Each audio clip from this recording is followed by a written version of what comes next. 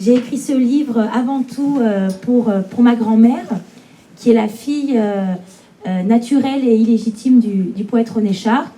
Elle a su cette filiation quand elle avait 12 ans à peu près, mais elle a osé aller le rencontrer à 28 ans. Voilà, elle s'est présentée à son portail, elle a sonné, elle a vu René Char s'avancer avec les sourcils froncés, comme elle dit, et les jambes tremblantes de le voir arriver.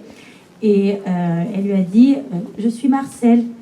Et il lui a dit entre, sois la bienvenue. Voilà, donc c'est pour ça que j'ai appelé mon livre Sois la bienvenue. Et voilà, c'était pour réparer un petit peu cette histoire, parce qu'évidemment c'est une souffrance pour ma grand-mère d'être illégitime et non reconnue. Et c'est aussi une réparation, un petit peu une réparation morale pour mon arrière-grand-mère Malou, qui était une pupille de l'assistance publique, et donc il y a eu cette aventure quand elle était jeune avec le poète René Char. René Char, mon arrière-grand-père, est un poète français, né en 1907 à l'Île-sur-la-Sorgue, dans le Vaucluse.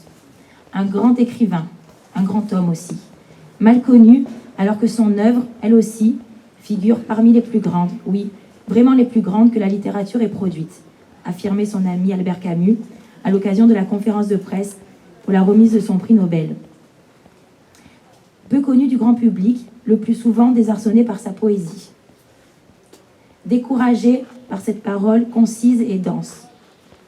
À un journaliste littéraire du Figaro, qu'il avait justement interrogé au sujet de ce prétendu hermétisme, il avait rétorqué, amusé, que son critique attitré était un simple braconnier, qui comprenait tout sans difficulté, et que ses poèmes n'avaient pas pour vocation d'être jolis. Moi-même, jusqu'à un certain moment de mon existence, je trouvais sa poésie impénétrable et m'aventurais rarement dans ses recueils. Ils sont aujourd'hui rassemblés dans une anthologie de la Pléiade où il eut le rare privilège d'avoir été publié de son vivant. Comme l'a dit Marc, on ne pouvait pas évoquer bien sûr la personnalité de René Char, l'arrière-grand-père d'Alice, ici présente, sans lire quelques extraits de l'œuvre d'un des plus importants poètes français du XXe siècle. Donc Marc m'a demandé de prévoir 3 séquences de 5 minutes, et au vu de cette œuvre immense qu'il a écrite de 1926 jusqu'à la fin, c'était une sacrée gageure. Mais bon, j'ai relevé le défi quand même. Et la première de ces 3 séquences, je l'intitule « Surréalisme et liberté ». En effet, René Char va débuter en poésie dans la deuxième moitié des années 20 via le surréalisme et quelques amitiés.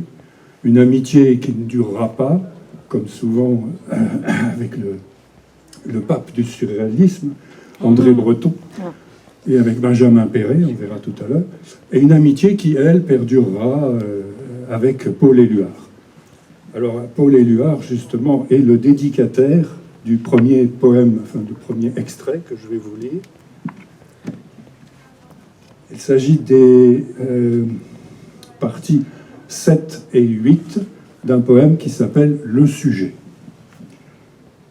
L'homme en question, dont le sang vit dans mes veines, n'a pas livré le secret. Je me saisis couramment de mes traits. Je ne suis pas frivole, mais le velours de mon visage est une bagatelle bien émouvante. Rares sont les glaces publiques qui ne l'ont pas caressé. Le tour de force consiste à n'être jamais surpris. Enfin, un extrait d'un texte qui a été publié dans la revue Le Surréalisme ASDLR, c'est-à-dire au service de la Révolution, le numéro de décembre 1931. Ce qui fait la qualité d'un esprit poétique, c'est la proie de plus en plus dangereuse qu'il assigne au pouvoir illimité de son action. La poésie s'incorpore dans le temps et l'absorbe. Où la nuit blanche s'arrête, la nuit noire continue. Mais que le voyant extermine le croyant, et le surréel aussitôt surgit, s'installe, s'impose. À l'embouchure d'un fleuve où l'on ne se jette plus parce qu'il fait du soleil sous les eaux, le poète seul illumine. Nouveau monde. La beauté respirable, c'est sur cette vision que les poètes hissent le drapeau de l'au-delà.